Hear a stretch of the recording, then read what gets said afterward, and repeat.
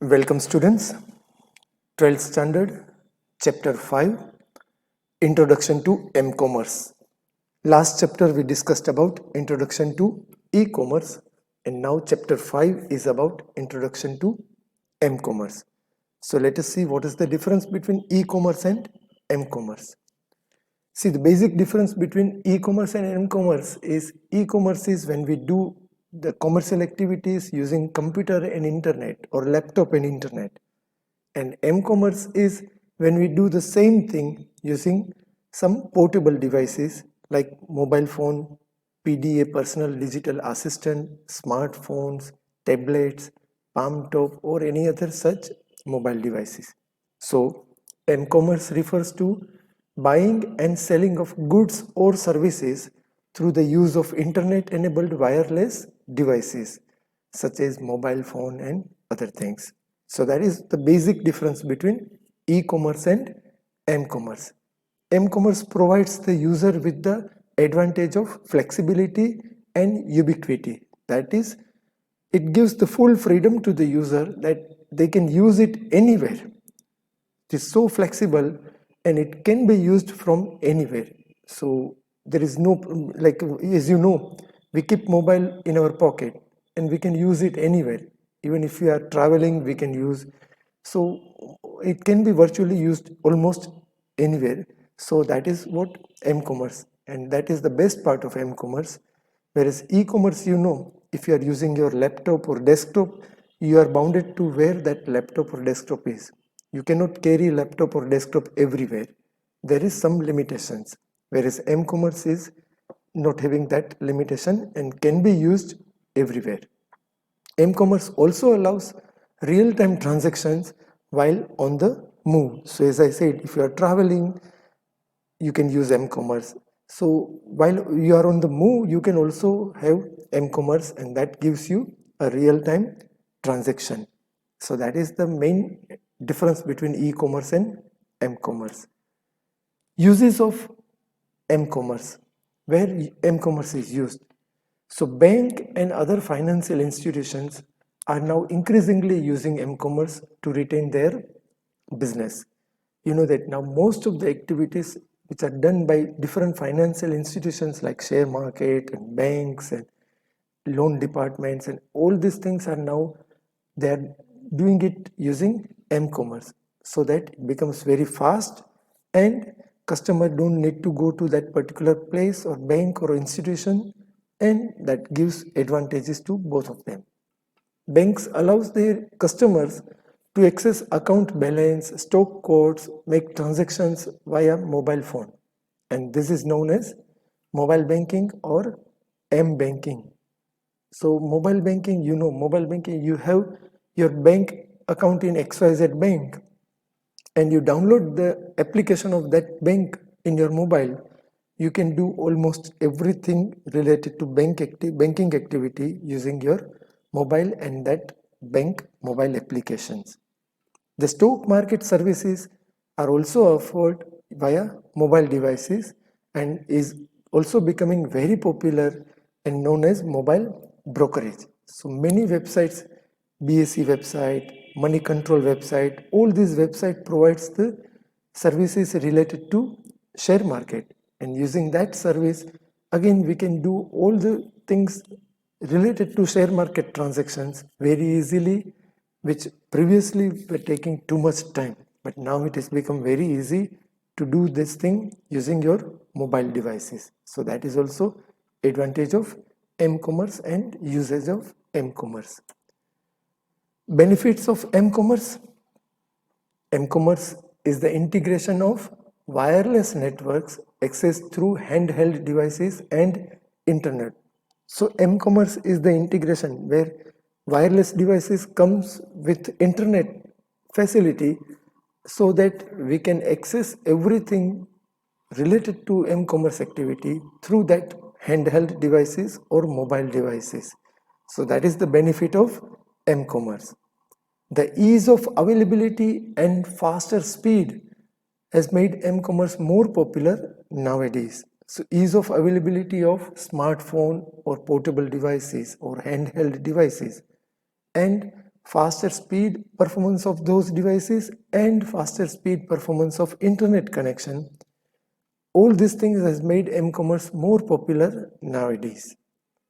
The web designer and development companies have also optimized the websites such that it can be viewed correctly and properly on a small mobile devices.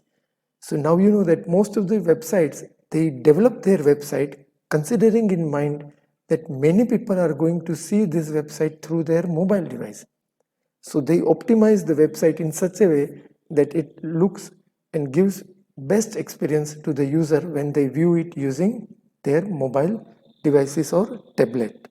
So that is again another thing that every website designer keeps in mind, that now the website is not only meant for desktop or laptop where there is 14, 16, 18, 21-inch screen, but rather now people are, in fact more people are viewing website through mobile devices. So they design the website in such a way that it can be viewed correctly on such devices. Mobile enables user to be contacted at virtually anytime, anywhere, and we know it very well. We can contact anybody if that person is having mobile, no matter where that person may be in the world. He or she can be contacted virtually anytime, anywhere. So that is again the best part. Previously we had landline phones, which we cannot contact a person if that person is not nearby the landline phone. But now mobile device, the word mobile itself means it is moving from one place to another place. So mobility is there. So if I have my mobile with me, anybody can contact me anytime, anywhere. So that is also another thing, it can be contacted anytime. There are certain limitations of m-commerce also which are given in the textbook, and let us see those limitations. So limitations, but before limitations, still there are few things I want to discuss about benefits of m-commerce. Is there are few things which board ask in exam in different ways. So just take care of these points which I am discussing about benefits of m-commerce. So mobile device enables the user to be contacted, that we have already seen, virtually anytime, anywhere. It reduces transaction cost. The transaction costs are reduced when we do that transaction using mobile device. It reduces the time to order. When you want to order something using your mobile device, it takes very less time, and the user does not need to be on the PC or laptop to order. Where using laptop and PC, you need to spend more time for giving your order, because you wait for the laptop or PC to start, and then you start that application, then you log in that application, and then you order. But in mobile, if you have that mobile application, you just open your mobile and touch that application, and things will be done very fast. It provides global reach. That is the same point as can be contacted virtually anytime, anywhere. It provides business the opportunity to be conducted 24/7. So business can run 24/7 when it is through mobile devices. So mobile commerce runs 24/7, same as e-commerce. Flexibility of accessing the information through any mobile device. You can access information through any mobile device.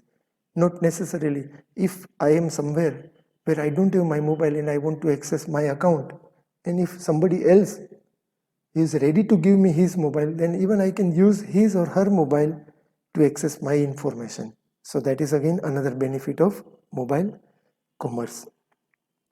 Useful to deliver time critical and emergency information. It is very useful to deliver time critical and emergency information, because when we send any message through mobile, it is very prompt. So that is again another advantage of m-commerce. Easily identifies the physical location of the handheld devices. We know that we can find out where our handheld device is using location and GPS and other facilities provided.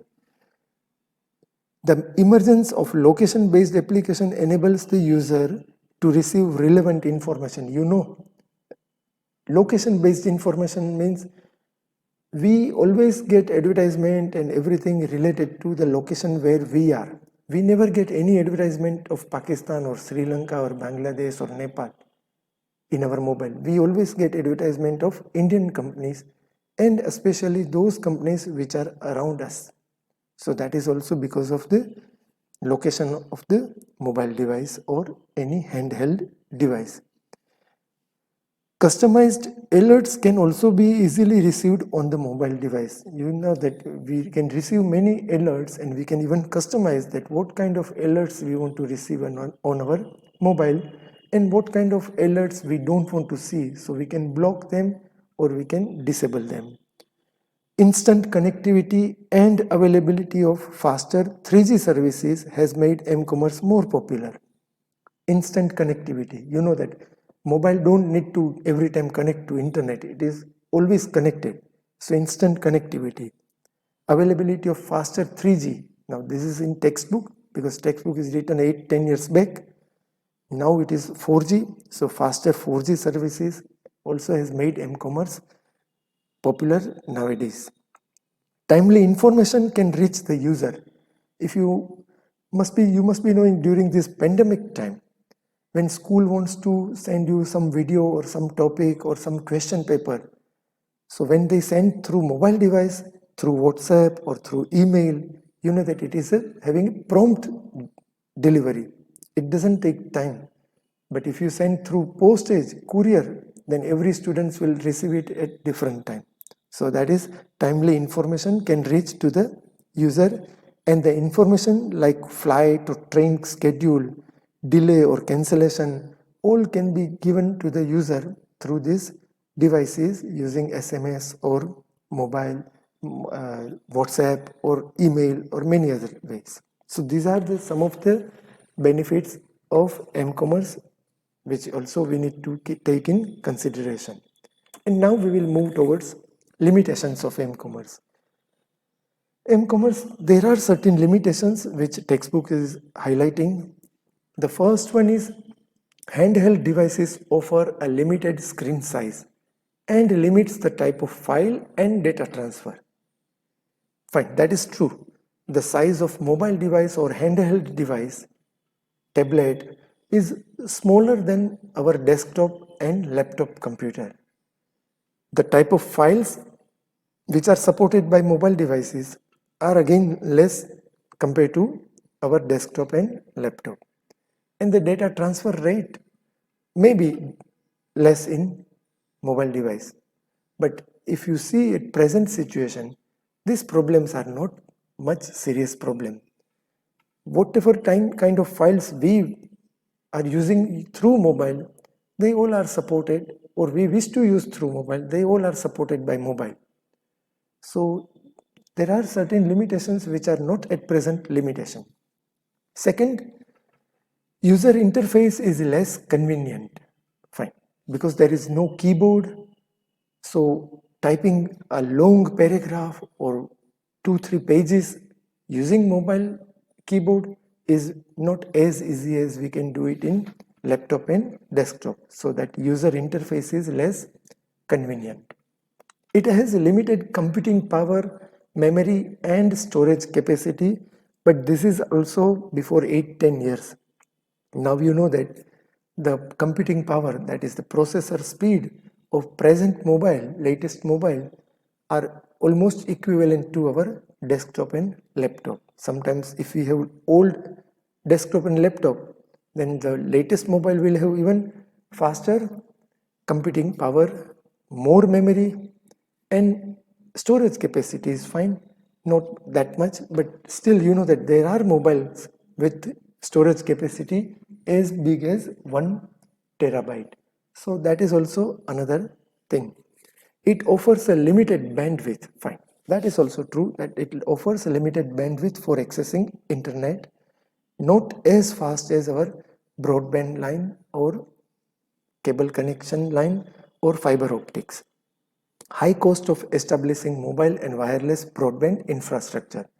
That is also a limitation because they need to establish mobile tower that so that everybody gets the proper speed of the mobile at certain distances everywhere, wherever they want to make their customer with the facility of the internet and connectivity, they need to establish mobile and wireless broadband infrastructure. So these are some of the limitations of m-commerce which textbook is highlighting.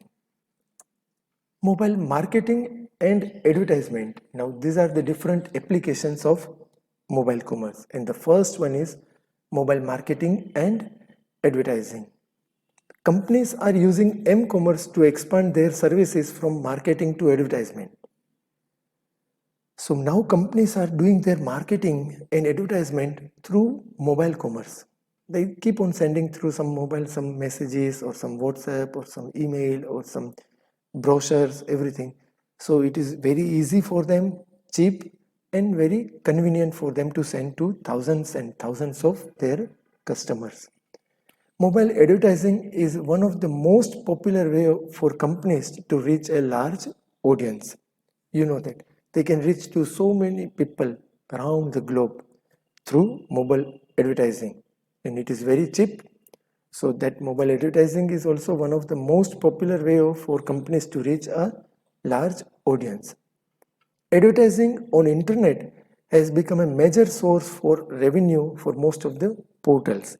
And you know that how Facebook and YouTube and they are earning money, how these companies are making money by many advertisement which are being displayed on their website. So advertising on internet has become a major source of revenue for most of the portals. Many retailers are offering location based mobile advertising. You know that we are getting location based advertisement, that also we discussed previously also, that we never get any advertisement of Dhaka or Sri Lanka or anything. We mostly get the advertisement related to the place where we are. So that is also another location based mobile advertising, and the main target is to target all those potential consumers, customers, and increase their sales. So mobile marketing and advertising is very cheap, very fast, accurate, and very effective. Mobile ticketing. Mobile device can be used to buy tickets for air, bus, or rail travel or any other. Even the entire package can be decided using mobile. So make my trip, and there are many other applications through which we can plan our holidays, or just can buy only air ticket or bus ticket or railway ticket. So that also is very easy using mobile devices. Most of the wallet also allows you to book ticket through their application.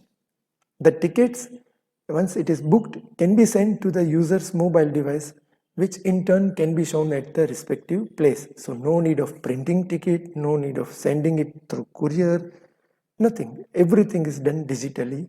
We don't need any printout of that ticket. We can show that ticket in our mobile and we can continue our journey.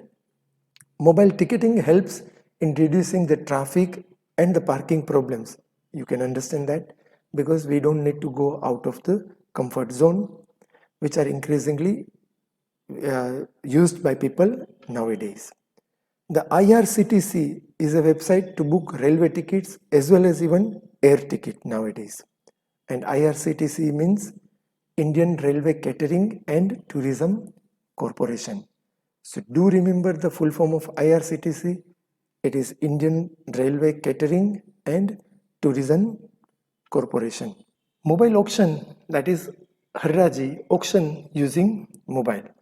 So mobile device help in increasing the reach of auction sites. You can reach to many auction sites through your mobile device. Now you are not bounded for physical auction, where you can take part only in one auction at a time. Using mobile device, and if the auction is online, you can take part in many auctions simultaneously. A user, while on the move, can access these sites, make a bid, monitor other bids, and then take a timely decision and action on the bidding process. So that is again the best part.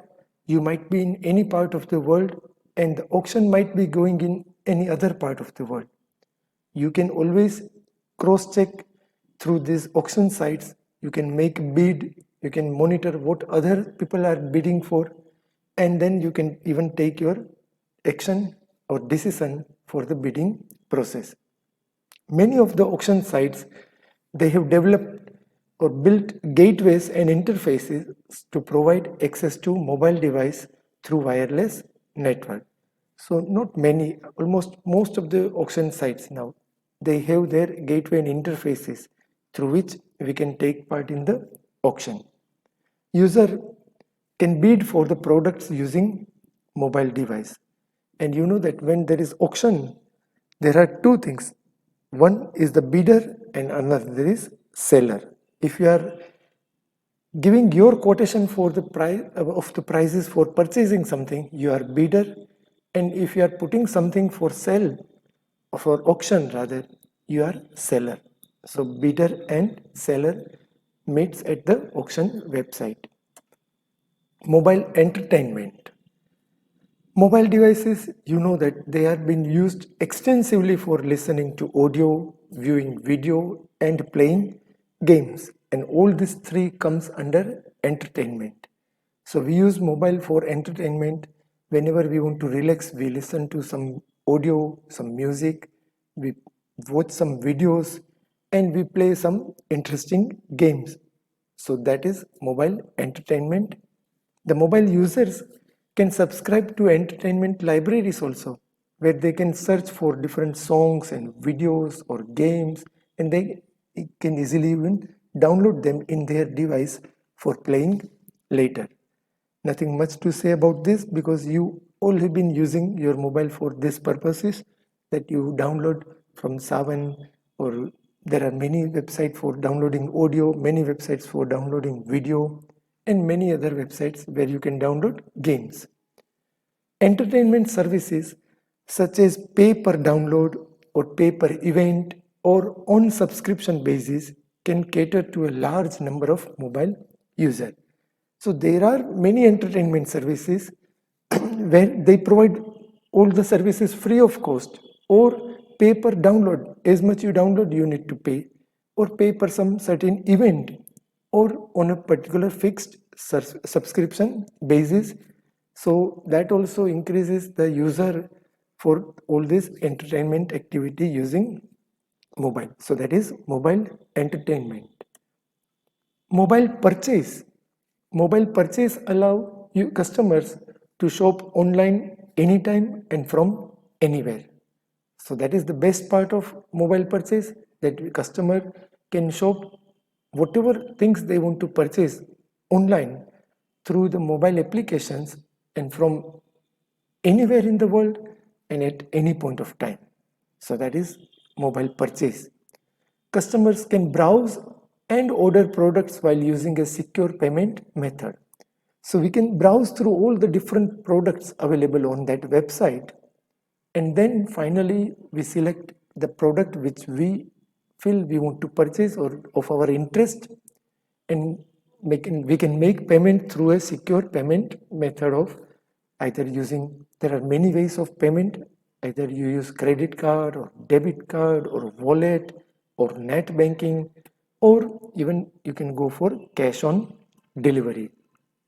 Instead of using paper catalog, retailer can send a list of products that customers would be interested in directly to their mobile devices. So that also reduces the cost for the retailers. They don't need to print the catalog. They can send the digital version of the catalog, and they can send that catalog to thousands and thousands of customers simultaneously. And those customers, when they browse through this catalog, if they are interested in any of the product, can directly go to that website through mobile or download that application for purchasing, and then purchase the things very easily. So that is also another thing. The catalog preparation is same, but they keep their catalog in digital form rather than printing it on paper.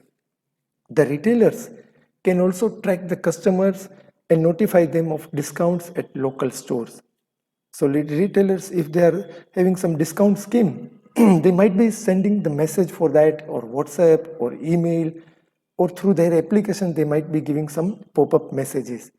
So every time whenever we open any application, if that application or that retailer is having any discount scheme, then it will be popping up on the application, which will catch our attention, and it will try to convert our attention into a final purchase.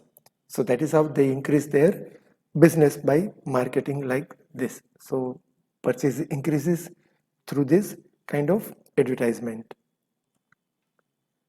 Mobile financial services. Now, today, many popular banks and financial institutions use m-commerce. Again, this is before 8-10 years. Nowadays, you can say that almost every bank and every financial institutions, they are using m-commerce. There is no bank now who is not giving their customer to use their bank facility through their mobile.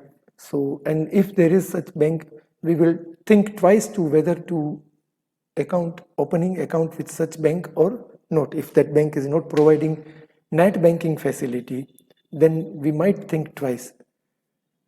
All these institutions allow their customers to access account information, perform transactions like stock purchase, remit money via mobile phones and other mobile equipment. So the list is endless. What customers can do using all these applications from their mobile. Almost every activities can be done using mobile from anywhere, anytime. The Union Bank, this example is as it is given in the textbook, so it is important to remember that the Union Bank has its own Android application called U Mobile. It may be different at present, maybe something else, but this is what it was before 8 years. And because exams will be taken based on textbook, so you need to remember what is the name of the application of Union Bank, then it is U Mobile. Mobile information services. A wide variety of information services can be delivered to mobile phone users in much the same way as it is being delivered through personal computer. So rather, as they send through email, which we can access through personal computer, the same thing can be accessed using your mobile device, and there are varieties of options that this information they send through SMS, through WhatsApp, or through any other messaging services, and even through email. Following are some popular mobile information services. So all these are the mobile information services, like news service, where we get news. If you subscribe for any particular newspaper, then they will be sending you all the news, latest news. Stock market data, if you install any application related to stock market, you can get all the stock market related information always on that mobile application. Sports news, if you subscribe for sports, you can even get the sports news from the different applications. Financial records we can receive, and even we can receive traffic information. If you are going from one place to another place and you need to reach in time, and you might be knowing that there might be traffic problem or not, so that you can take decision that how early you should leave and start your activity. So that is traffic information also we can get through our mobile devices. So these are some of the information services provided by mobile devices to the user. Next, location and search services. You know that location based services and search services are one of the core part of mobile device. The location of any mobile user is an important piece of information, and it is used during mobile commerce transaction, because we discussed 2-3 times that we never receive in our mobile any advertisement of other countries like Italy or Japan or Tanzania. We don't receive any kind of advertisement in our mobile of this country. Rather, we receive all the advertisement which are related to our mobile location where we are at present. So that is location services. Knowing the location of the mobile user allows vendors to provide location-based services such as local maps, local offers, local weather forecasting, people tracking, and monitoring. So it becomes very easy to spot any particular information or location using location services. Mobile devices can also be used to get directions to particular place. All of you would have used sometime somewhere that if you are traveling to an unknown place and you don't know how to reach there, then you can use your mobile device, and using GPS services you can find the direction that how you will reach to that particular location. You can even search for movie theater, restaurant, hospital, and other such amenities. Becomes very easy to locate all these things using your mobile device and while keeping your GPS on. So that is location and search service. So that is L-commerce. So let us see what is L-commerce. Now remember, now there are three different words used in computer textbook: e-commerce, m-commerce, and now L-commerce. Let us quickly just understand this. E-commerce is all the selling or purchasing or any activity done using desktop, laptop, and internet connection. M-commerce is when the same activity of purchasing or selling or getting information is done using any mobile devices. And L-commerce is again the activities which are done where the location of the device has been very important.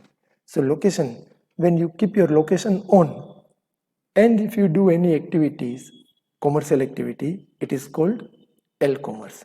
So the use of technologies which provide the location information for business purpose is known as L-commerce. So L-commerce is the like location based information where your location is very important. Today, various location specific applications and services are emerging where everything is based on location.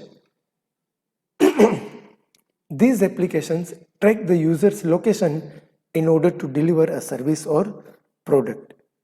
You know that when you order some food online, the location is very important because you need to say that where that food is to be delivered. So that location based service. The technology uses the geographical location of the mobile devices to determine which applications are appropriate based on that area. So they have some sort of programming and some sort of logic in developing all these things, that they find out the geographical location of the mobile devices, and then that is how they determine that what will be appropriate to be delivered to you. So such advertisement and such notifications will be striking your mobile device. The technology of L-commerce works by using signals from GPS, cellular, and Wi-Fi sources. So this technology works by using signals from GPS, cellular phone, and Wi-Fi sources. And if you know that there are GPS system, we'll discuss in this slide only in detail. The GPS is the most accurate in determining a mobile device's location. Almost it finds our mobile device exact location. Hardly there will be 5 to 10 meters correction. That also sometimes. Otherwise, mostly it gives exact and correct location of our mobile devices. GPS is based on worldwide satellite tracking system where the signals are generated by a group of satellite that orbits around the earth. And you know that every year many countries, they launch many satellites, and most of those satellites are mainly used for communication. And for that communication, they need location of the device, and for finding that location, these satellites are very much helpful. To locate a point or to locate a mobile device, it will utilize minimum three satellites, and that all those three satellites will locate your mobile device, and then average location will be your final location of your mobile device. This method where three satellites are using your location is called, or it is called, triangulation. That is called triangulation. So to create an intersecting point that of all these three satellites that locates the device within 500 meters, and that method is called triangulation. If the GPS signal is poor or blocked, suppose while you are using GPS system in your mobile, if the signal is poor or it is blocked somewhere, the mobile device then can use cell towers and Wi-Fi hotspots around that area. Now these signals do not broadcast their own locations, so we cannot know, we may not be knowing that we are passing through one particular cell tower or we are under any Wi-Fi hotspot. But the mobile companies or the such smartphone companies, they use the database that store the location of all these sources, and then they start using that. So GPS, as you know, mostly works everywhere where even there is no network available, GPS will work. So that is what global positioning system, GPS. Security issues in e-commerce and m-commerce. Now before we discuss about security issues, we just quickly revise what we have done today in this lecture. So we discussed about mobile auction, where we can take part in auction from any part of the world, anytime. Mobile entertainment can be used for different entertainments, listening to song and video and games. Mobile purchase, we can use mobile for purchasing varieties of product available on different website and different applications. Financial services, we can connect to our bank and other financial institutions using our mobile devices. Mobile information services, we can get different types of information using mobile, like news service, stock market data, sports news, financial data, traffic information. All these things we can get using our mobile device. Location and search service, it is a purely location based. Mobile can be located where exactly that mobile is right now. So location based service, and accordingly it will provide the advertisement or the facilities based on the location of the mobile.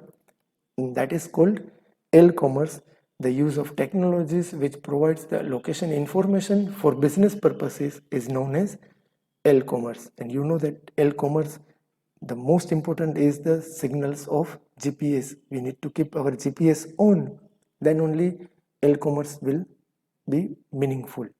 And that is global positioning system. Here also you need to remember about what is triangulation.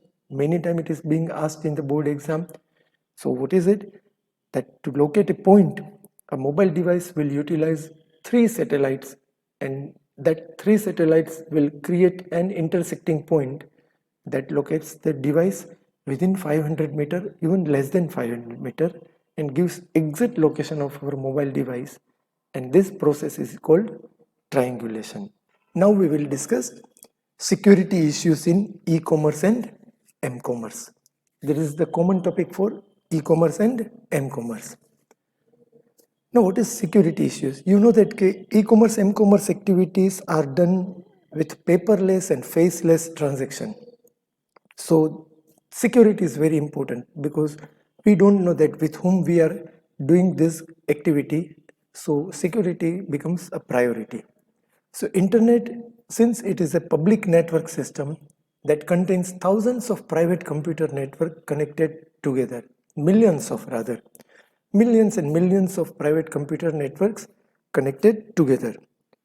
These private computer networks are exposed to potential threats from anywhere on the public network.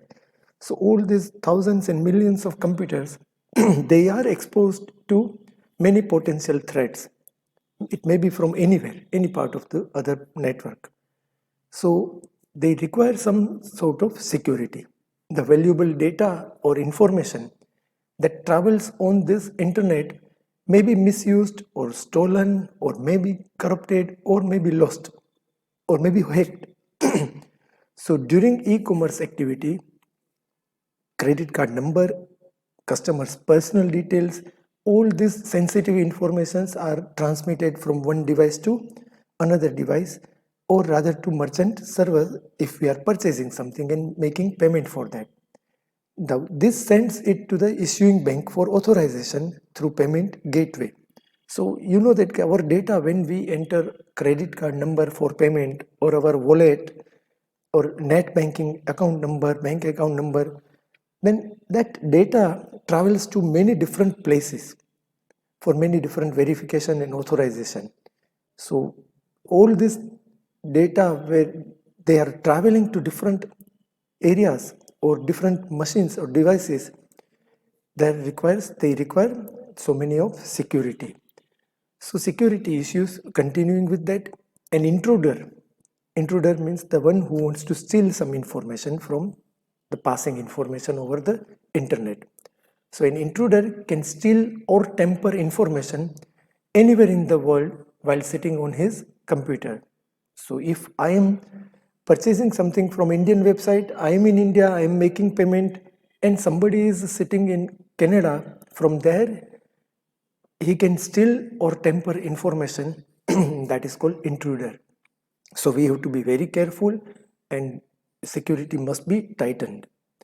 An intruder can create new programs, even can run them on remote computers, that is on our computer, without our knowledge, and causing the computer to malfunction or break down, in worst case while hiding his or its identity.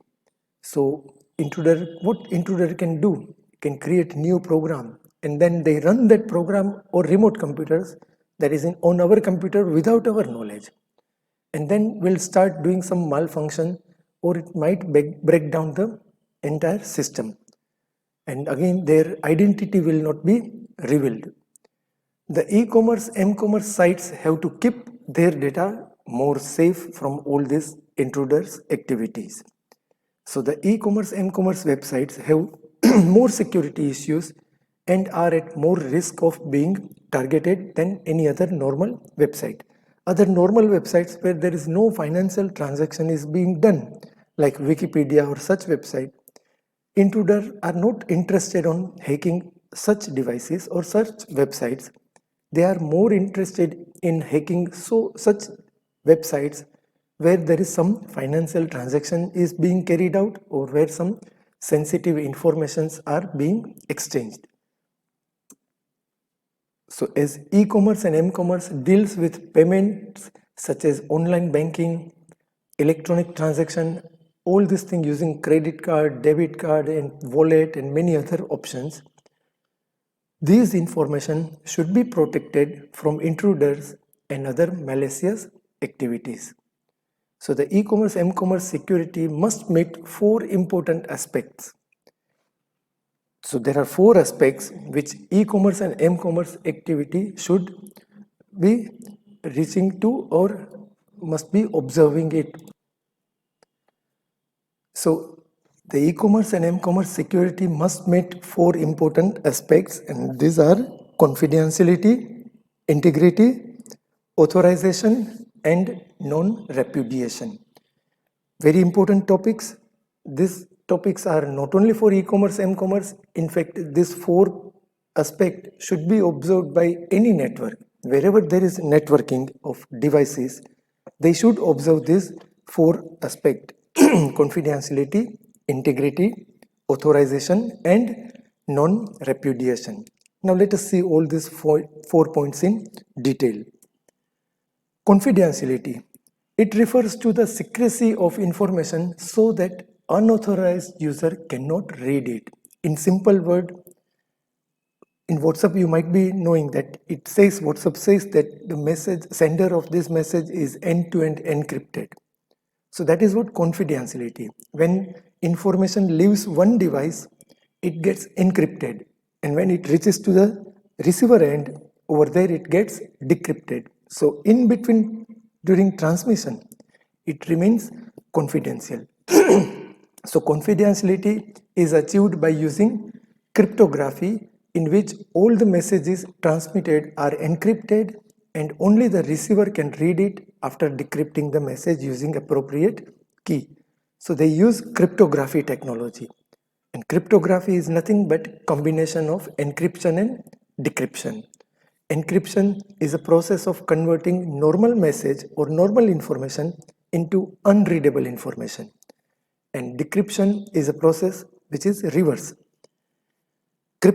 This confidentiality helps in protecting the confidential data like credit card number, customer's personal details, password, etc. If you sometimes observed, when you type your password or such credit card number or other information on any website, and when you submit that form or that web page, when you click on send, you might see that the field where you've written password gets filled with star, star, star, full field will be filled with star. That shows that the data got encrypted, and then it goes to the desired location or the receiver end. So that is confidentiality. Integrity. Integrity ensures that the information must not be accidentally or maliciously or even intentionally altered or tampered in transit. There are some intruder who they don't steal information, rather they just make some changes in the information and then moves it to the receiver end. And receiver will not be knowing that there are some changes made in the message. So integrity ensures that the information which is sent by the sender and the information received by the receiver are exactly the same. The receiver should receive the same message as it was sent by the sender. And if the message is altered or changed in between during transmission, it should be detected. So there is various technique to detect that whether the original message is been tempered or altered or changed by anybody. So that is integrity, to make sure that the same information is received by the receiver which was sent by the sender. Authorization, very common topic. Authorization, we know that if we want to use our own email account, we must know our user ID, email ID and password. If we don't know that, we cannot use our own account, and that is called authorization. So authorization ensures that only authentic users are allowed to use the system. If you take example of bank, where there are all the bank employees are using computer, but every employee has their own authentication system, their own authorization system where they have their user ID and password, so that if any employee does anything wrong in any of the system of the bank, it can be identified that by which authentication, by which user ID this activity has been done. The login password is one of the way to achieve authentication. So you know that the login ID and password are the most common way of achieving authorization. The fourth point is non-repudiation. Non-repudiation ensures that the sender of the message cannot deny that he or she has not sent the message or sent the message, whatever.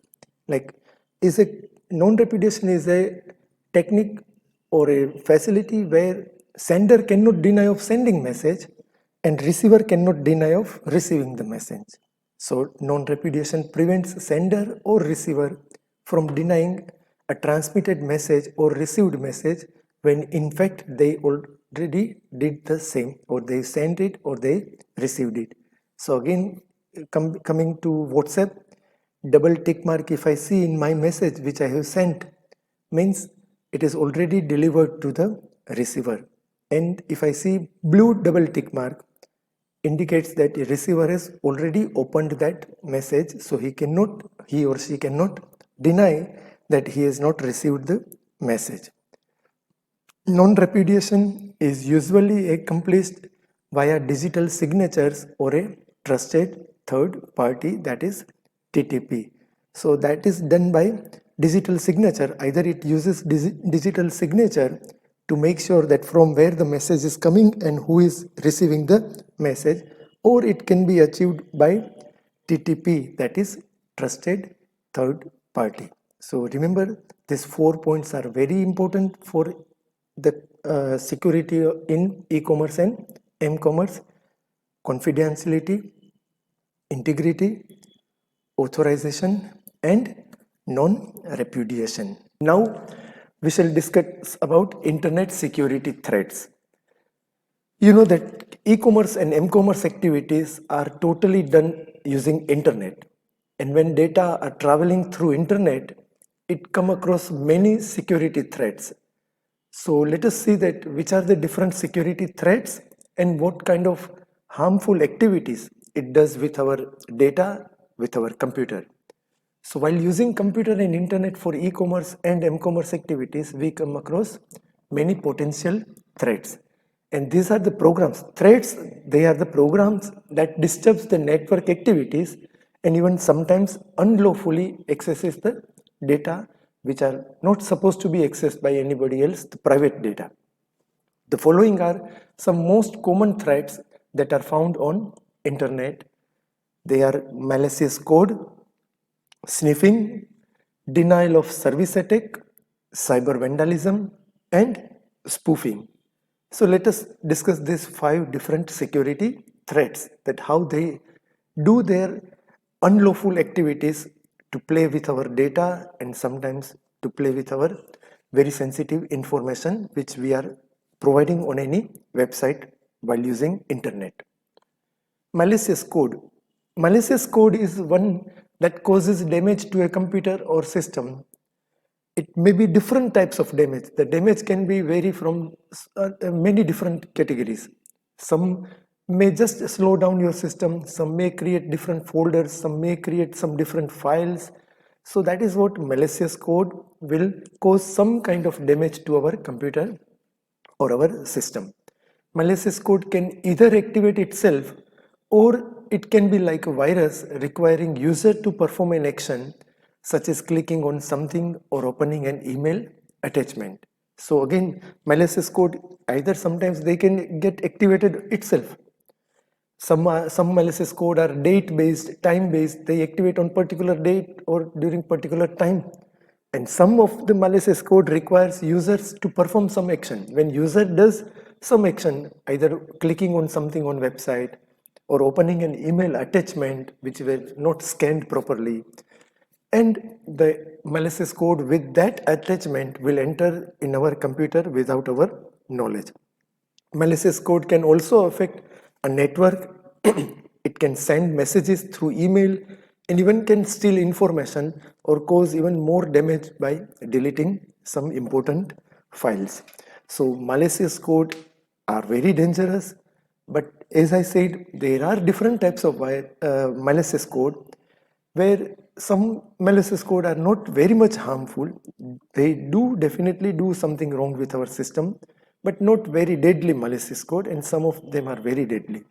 So the first internet security threat is malicious code. Second is sniffing. Sniffing is very interesting. You know, sniffer dog in police department, they use that dog to reach where the culprit has moved from which location to other location. So a sniffer is a program that uses internet to record information that passes through a computer or router and transit from sender to receiver. So when information is being transmitted from sender to receiver, a sniffer program uses that internet to record that information and then can misuse those information. Using a sniffer program is like taping the telephone wire and recording the conversation. So like it's same as when you are communicating with somebody through your mobile phone and your information is being recorded, where you don't know that whatever conversation you are doing is being recorded. So sniffer program is also doing the almost same thing, but over mobile network and over telephone network, it is only audio information which can be recorded. But when it is e-commerce and m-commerce through internet, it can record various types of information, right from credit card number our password, our user ID, our email addresses, and many things. Sniffer program can read email messages, can read user login, user password, and credit card number, and many other things. So sniffer program monitors all the data passing through a network and can hack those data and can misuse those data. So sniffer program is just keeping a monitoring or monitoring a communication channel and traps the information which are passing through that communication channel and then can misuse those data. So that is sniffing. Next in line for internet security threat is denial of service attack. Denial of service attack or DOS or DOS rather is attack that is used to shut down a machine or network or making it inaccessible to its intended users. In simple language, you know that when we use internet and websites, it's a client server relationship. We being the client and the website from where it is coming is the server. Now, denial of service attack is something where it will make server so busy so that it will not be able to deliver the information which we are requesting to that server. Being a registered user of that server, it will not be able to deliver your information. You might have experienced this many times. You open any website and that website doesn't open. It will just give you a message that contacting the website or waiting for the response from the website. So it may be that the server is so busy that server is not able to give you proper service, and that is called denial of service attack. An attacker may be able to prevent the user from accessing email or websites and online accounts like banking or other services that rely on affected computer. So using denial of service attack, they may stop the activities of using all these websites and emails or different servers, and we will not be able to use those services through that particular affected computer. The users are flooded with hundreds and thousands of messages that create traffic problem on the network. So, and because of that traffic problem, we will not get the proper service in time. So that is called denial of service attack.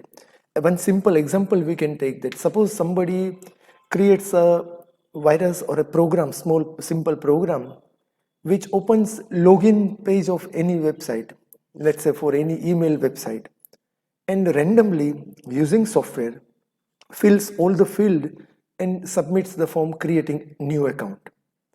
Now when it is done electronically, automatically, within a second it can create hundreds of accounts, and within certain time period as this program or virus spreads, it will start creating millions and millions of new accounts, and then server will be flooded with new accounts.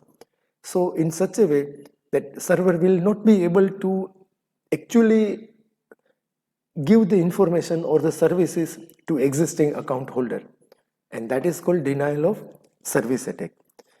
And my dear students, let me tell you one thing that nowadays what you see on most of the form for creating account, most of the website form, they give you one field called CAPTCHA code, or they ask you that I'm not a robot. They might give you some photograph and ask you that in which photograph do you see cat, or in which photograph, how many photographs do you see light pole. So that is the only reason that they want to make sure that this form is being filled by a human and it is not being filled by robot or any software or any program, just to save that website or that server from a denial of service attack. So that is what denial of service attack, where attacker will attack server in such a way that server remains busy in some unwanted and unnecessary activity and will not be able to serve to those users who are actually registered with that server. So that is denial of service attack. Next in line is cyber vandalism. Now, cyber vandalism is the electronic defacing of an existing website page. you just change the entire website page. The attacker replaces the website original content with his or her own content. So what happens that the attacker may replace a photograph with other graffiti or some nudity or anything like that, which actually the actual user has not kept, or actual website owner has not kept on his website. So an attacker replaces the website's original content with his or her own content. Cyber vandalism is an example of integrity violation. Why it is called integrity violation? Because because of cyber vandalism, what actually website or web page content was, the same is not being delivered to the receiver, that is in our browser. So there is a integrity violation. Cyber vandalism is the electronic equivalent of destroying property or placing graffiti on someone's photograph. So it just destroys the property, or it what as I said, it will place different kinds of graffiti on somebody's photograph. You might have heard many a times that your friend's Facebook account is hacked, or from his account somebody else is sending different kinds of information to the contacts of that particular account. They might send different photographs, or they might ask you for money.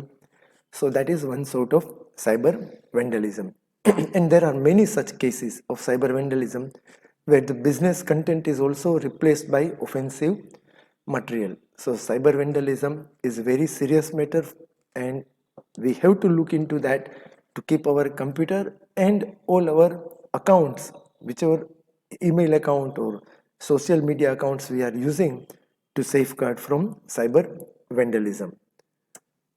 The last in the line of internet security threats is spoofing.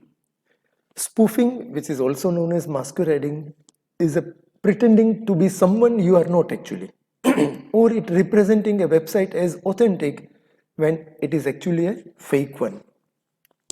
Over in cyber vandalism, the website content is replaced by offensive material, whereas in spoofing, the entire web page is replaced by fake web page. We don't feel, I open my banking account wherever I have net banking, that website, and I think that this website is the original website, and I start giving information like account number and credit card number and password and other things, whereas actually it's a fake website and somebody is noting down or recording what information I'm typing on that website. So that is spoofing. Spoofing is a technique where the attacker tries to assume the identity of another person or system for transacting with victim site. For example, an attacker can create a fake website and substitute his IP address, Internet Protocol address, for the real website IP address. So we have to be again very careful while visiting this website. How do you know, or how you can make yourself little bit sure about whether it is the page which you see is spoofed or not? So there are few things you can observe. In the address bar, you see that whether the website name starts with HTTPS or not. Another thing you can see is check is the website name where it is written should have green background, which indicates that this is a safe website. If it is orange or red, they are not safe website. And you need to make sure also that your system is properly working, and the website which you are referring, you don't see any malicious activity on that website. So spoofing is also something where the web attacker changes the entire website with other web page. That also we might see, you might have observed many times that you visit a website and you are downloading something and you get a download button, but as you click on download button, it takes you somewhere else. Rather than downloading the program which you actually wanted, it downloads something else, or it opens another web page. So cyber vandalism and spoofing are very serious internet security threats. So once again, remember these 5 names for internet security threats, that is malicious code, sniffing, denial of service attack, cyber vandalism, and spoofing or masquerading. Next is security measures. What security measures we can take to safeguard ourselves from all these security threats. So the first, we discussed that while working with e-commerce and m-commerce websites, we come across so many internet security threats are there. We already saw those security threats like malicious code, sniffers, denial of service attack, cyber vandalism, spoofing. But to prevent the various security threats, so to safeguard our computer or rather our web browser or our website or our activity from all these security threats, many security measures are taken by computer scientists. So let us discuss some of them. The very first step towards this, how to safeguard ourselves from the security threats, is the use of antivirus software.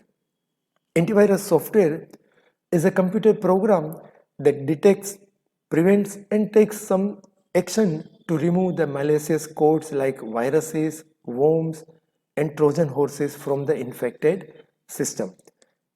I tell you, if you are using your computer or laptop quite often for any e-commerce or m-commerce activities, you must install a genuine antivirus software in your computer so that almost 99% problem of securities will be solved. So to protect our system, we need a good antivirus software. A system without antivirus software can be easily targeted by different malicious code available or present on different websites.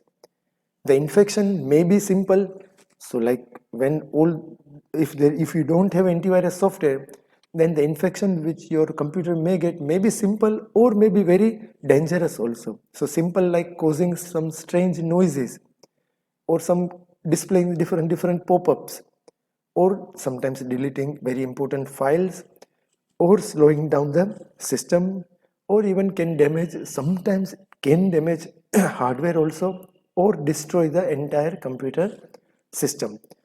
So you can't say that what kind of attack you will get if you don't have antivirus software. It ranges from very simple attack to a very serious attack, but you must protect your computer and all the data.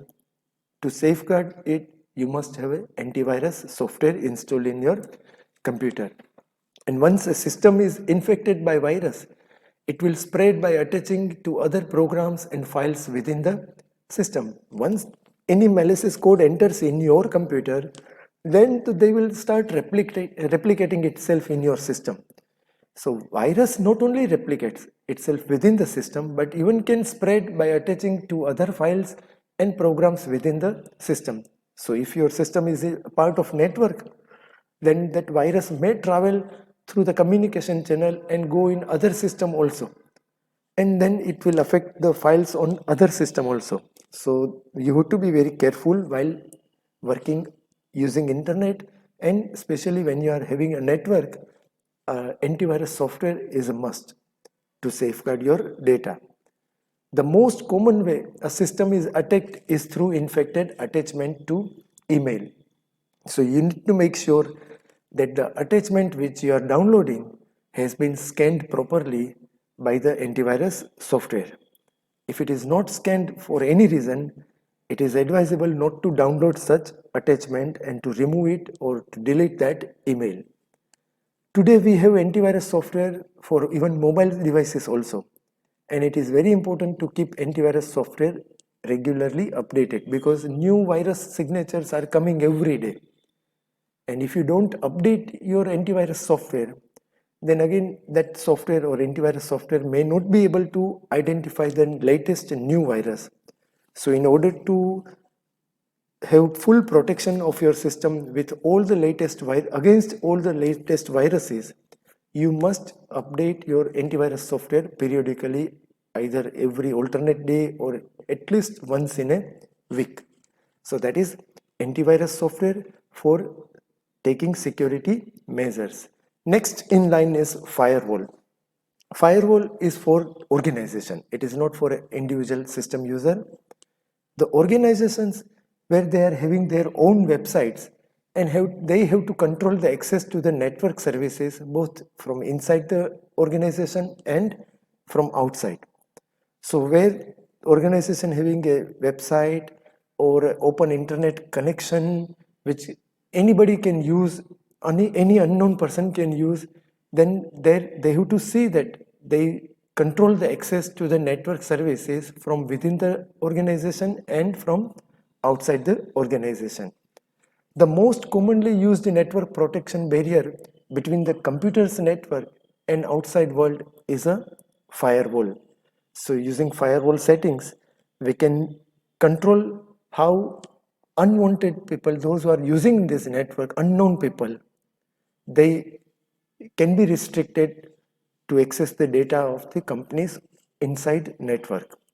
Firewall is a device, a computer or a router that is placed between the network and the internet to monitor and control traffic between the company's local network and the outside world. So it's a device that will monitor that what kind of traffic is happening outside the company's world and within the company's local network. The primary goal of a firewall is to keep intruders away from the company's e-commerce infrastructures. Even using firewall, we can control that using this particular networking system, user cannot access to certain types of website or certain information they cannot search or view using that firewall uh, settings. So that kind of settings also is possible, which is not that secure, but still it is possible to secure that those who are using this company's network, the outside world, they cannot access certain types of information which are restricted in the firewall settings. Firewall also ensures that the company's crucial data, the important data, is kept safe and it is not accessible by the intruders from the outside. There are many things a firewall can do for a company's network, and the list is like a firewall protects the local network against the following. It protects email services, it protects from undesirable materials entering into the local network. It also protects from unauthorized person gaining any access to the local network information stored in the local or company's network or on company's website. It also restricts and controls unauthorized data or information leaving company's network and can also block the traffic from outside world and also can protect from any type of network attack. So a firewall is a must for the organizations where organization has kept its information open for accessing for anybody like website or open network internet connection. Over there firewall is playing very important role. Digital certificate. A digital certificate or digital ID, they are used for providing our identity in proving our identity in electronic transaction. So if you are doing any electronic transaction on a particular website page, and if you want to make sure that are you on the safe page or not, whether this page is having any kind of authentication from any organization or anybody has authorized this page as a genuine page without any kind of malicious code or not, that can be done using digital certificate. With a digital certificate, we can ensure that the electronic information received are very authentic. Digital certificate is issued by a trusted third party, that is also called TTP, to establish identity of the holder. And the trusted third party who issues certificate is also known as certification authority or certificate authority CA. So remember, there are many trusted third party who are in business of authenticating and giving a proper certificate to your website or web page so that the user of your web page or website can make sure that you have a certificate given by a trusted third party which is proving that your website is a genuine website without any kind of malicious code on the website. Digital certificate, what it contains, we will also see one example of digital certificate also, but let us first see what it contains.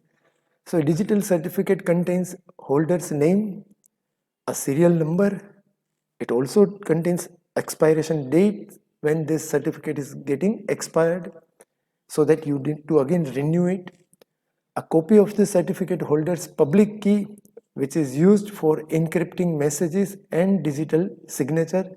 So that is holder's certificate holder's public key. It's a big topic to understand what is a public key. A certificate holder's public key is a key which is used for encrypting the message. A public key is a key which is available to public and which is used for encrypting the message. But the same key cannot be used for decrypting the message. Remember that. There are two types of keys for encrypting and decrypting message. One is private key and another is public key. Private key is not available online anywhere. It is kept privately by the sender and it is kept private for receiver also. They only know the key. But the public key is something where the key is made available publicly, but the same key cannot be used by any other device to decrypt the message. The public key is the key which is publicly available, which says that how the message is encrypted. But on the other hand, to decrypt that message, the same public key cannot be used. The digital signature of the certification authority, so that a receiver can verify that the certificate is real. So digital certificate just proves that the certificate is real. It contains a digital certification authority signature in digital form. Let us see one example of digital certificate. So this is the certificate where you have three tabs: general, details and certification path. But as you can see, there are different type of things: issued to whom, issued by whom, valid from which date to which day. So that is what a digital certificate, a sample of digital certificate. You can check any website's digital certificate from the browser itself.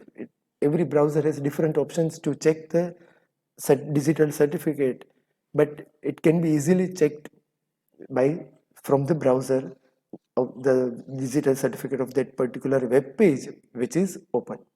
It shows detailed information about the certificate, as you can see.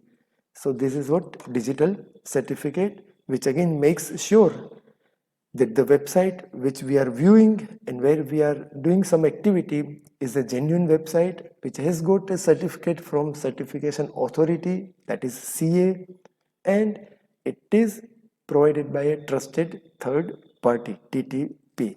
So that is what digital certificate. Next is cryptography. We already discussed little bit of cryptography. Cryptography is an art of protecting information by transforming it into an unreadable form. So it is a combination of encryption and decryption. Encryption is art of converting simple message or the normal message into unreadable message, and on the other hand, decryption is a reverse process. So cryptography is an art of protecting information by transforming that information into an unreadable form. Encryption is a transformation of normal text known as plain text. The normal text which is not encrypted is called plain text. So the WhatsApp message which we type in our WhatsApp chat is a plain text. But as you send it, it becomes encrypted. That text or the message gets encrypted into an unreadable or secret text known as ciphertext, and that is using encryption algorithm. A secret key is used to encrypt and decrypt a message, and that secret key is not known to anybody. So WhatsApp also uses some secret key to encrypt our message which we are sending, and some secret key it is also using to decrypt the message which we are receiving. So cryptography does not hide the text. Remember, it is not hiding the text. Rather, it is converting the text into another text in such a way that it does not make any sense or any meaning. It's like if I simply say good morning, and then rather than sending the message as GOODMORNING, I just shuffle all the characters in such a way that we cannot make it out that what this word is actually. So that is called encryption. And at the receiver's end, it will be again converted into the word good morning. So that is called decryption. So purpose of cryptography is to ensure privacy by keeping the information hidden from anyone on the internet except the receiver of the message. So only the receiver can understand and read that message properly. In between, if it is hacked by any intruder, will not be able to read that message properly, because in between it will be, during transmission, it will be in the ciphertext form, encrypted form. So cryptography is an art of converting text into unreadable form and then back unreadable form text into readable form. So two things together makes cryptography: encryption and decryption. Secure socket layer, or SSL. It's a protocol. Protocol means rules. SSL protocol is used for securing web transactions on the internet. Again, SSL is also used for securing web transactions. So on internet, when you want to secure a web transaction, the website should use SSL protocol. And SSL was developed by Netscape. Remember that JavaScript chapter 2, JavaScript is also developed by Netscape, and SSL protocol, that is secure socket layer protocol, is also developed by Netscape. During the e-commerce and m-commerce transaction, all the information is exchanged in secured manner using SSL by encrypting all the messages.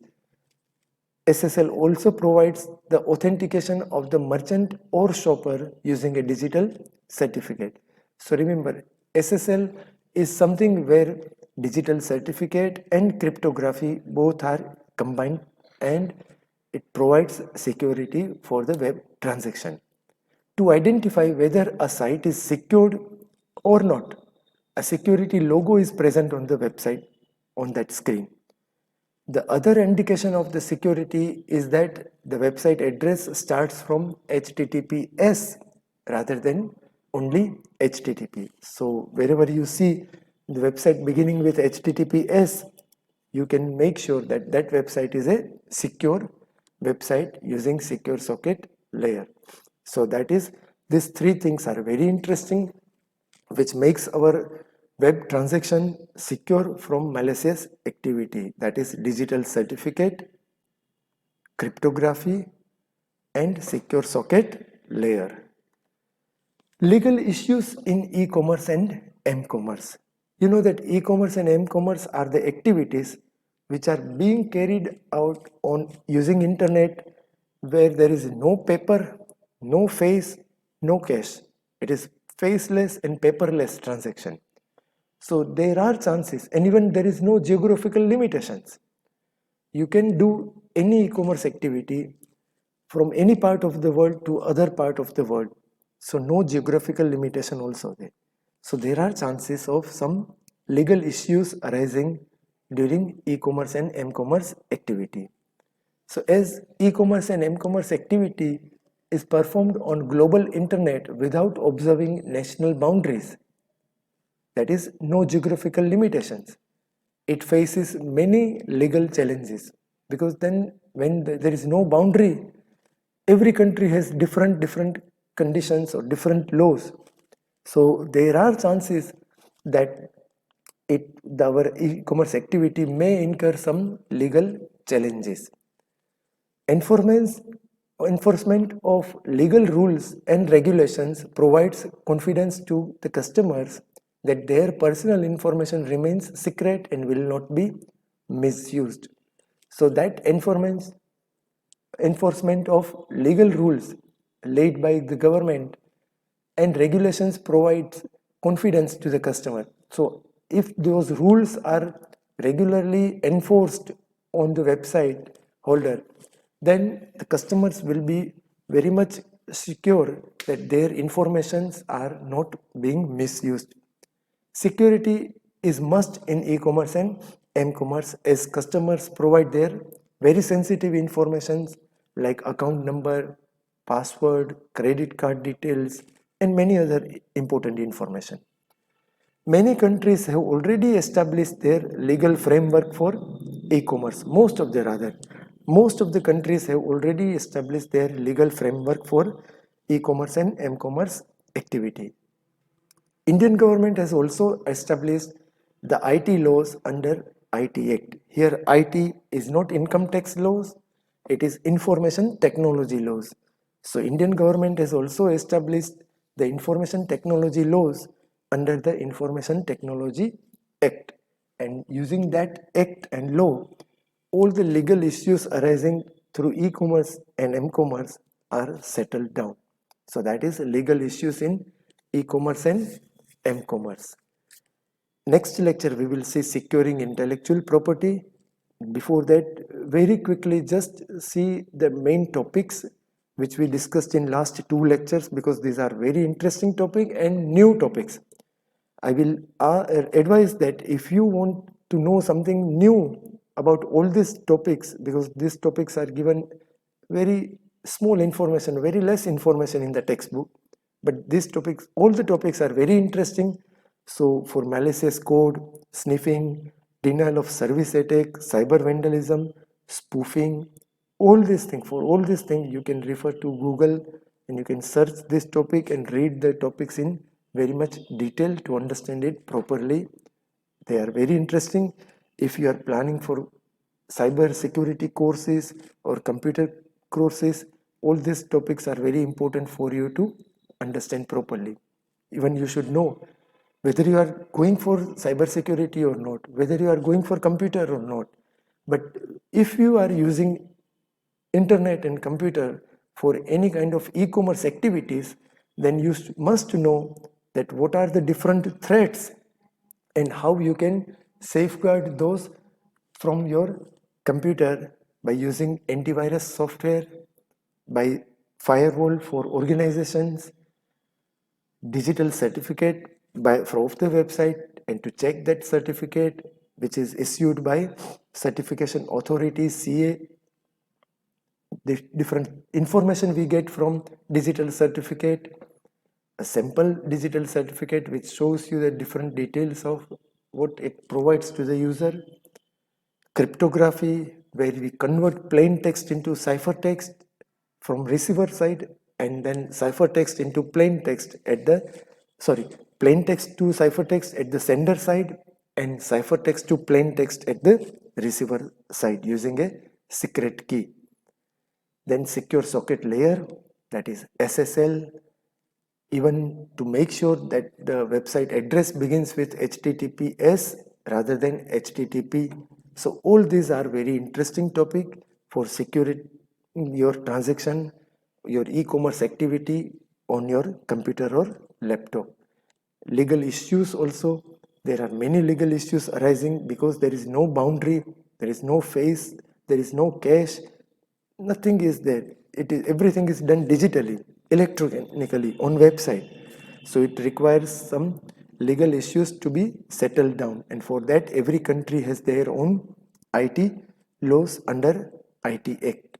Now we will see securing intellectual property. Now the first thing is, what is intellectual property? So intellectual property refers to creation of the mind, that is a unique work created by somebody who has not copied it from anywhere, but it's a creation of their own mind, such as some inventions, literary and artistic works. So if any painter has made some painting, which is a totally creativity of his own. If a music composer has composed a song, which is again a totally individual's own work, which has come from their mind, which is they have not copied from anywhere. Some designs, some symbols, if you see many symbols of different companies, Maruti company has their own symbol, Hyundai has their own symbol. So that symbols are also a creative work. Names of the company or any brand, images used in e-commerce and m-commerce, all these are called intellectual property. In a simple language, you can say that intellectual property are something which an individual has created on its own. It's not copied from anywhere, but it's a creation of their mind. The intellectual property includes books, even software, music, video, copyrights content, trademarks content, and different web pages. The web pages which are also considered as intellectual property, which the kind of web pages and websites which are delivering some unique information which a creation of the website developer. So such web pages are also considered as intellectual property. Intellectual property protection is critical to fostering innovation. So it is very critical. Now when I have my own intellectual property, suppose I have created one painting or I have composed a song, but when I keep it on any website or on any social media, there are chances of people misusing this. Suppose before 15 years I have written a poem in which I kept on Facebook. Then it may happen that after certain years somebody might copy that poem and display it as his own creation, which actually is not. And I won't be knowing that somebody has copied it. So that is called intellectual property, how to protect it, how to secure that. And without any security or protection of ideas, businesses and individuals would not reap the full benefits of their inventions and would focus less on research and development. So what it says is that if this kind of intellectual property or individual's idea or individual's some creation, if they are not secured and if they are not protected, then they will not get the full benefit of their own intellectual property or inventions, and then slowly they would focus less on research and development. Then they will not do any kind of detailed research because they have fear that after certain years of and hours of research, if they develop something new, unique, but then there are people to copy it very quickly. And you know that copying somebody's material or somebody's idea takes no time. But the person who invented that idea would have spent lots of energy for that.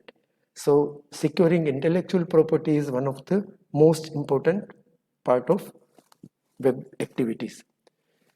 Now, how different ways are there to protect intellectual property? So the first one is copyright. Copyright provides the author with a tool to protect his or her original work from being used for taken by others without permission. So you know that they put copyright symbol. So that indicates that this is a copyright, it's the individual's own work which cannot be copied. Second is copyright is applicable to books, to software programs, and even to articles and logo and many other things. So that is copyright is applicable to all these things. In fact, copyright is applicable to all the individual's intellectual work. Copyright law protects intellectual property in its various forms and cannot be used freely. So it restricts people from copying the work of somebody which work they have declared as copyright work. It is very difficult to protect intellectual property in e-commerce or m-commerce, that we understand. We all know that even if we see something on website which is copyrighted, we have many ways to remove that copyright symbol, and then we may misuse. We have seen this thing happening online. Most of the web pages are also protected by copyright. Even if you see any web pages, down the web page at the end of that web page you might see copyright. Means that the content on that website or web page is also intellectual property and it is protected by copyright. So copyright is one way of securing intellectual property. Another way is trademark. Trademark, you must be knowing that TM symbol. trademark. Trademark is a specific logo or a mark or word or a symbol or design or some phrases or image which is used by an individual or a company to distinguish a product or service from that of the others in the market. You know that there are many companies, we recognize them by their symbol, by their trademark. For example, Colgate has their own trademark. Close Up has their own trademark. Parley Biscuit has got different trademark or logo. Similarly, McVitie has got again different trademark symbol. And we identify them. So most of the leading companies like Nike, Spiker, Puma, they all have their specific logo or a symbol or a phrase or an image which distinguishes them or their products from same type of product of other company in the market. A trademark may be designated by the following symbol. So for trademark you may see the symbols like TM or SM or R symbol. So this is what trademark we see in many companies logo and design. Even the phrases, you know that there are certain phrases or a sentence which is like also trademark.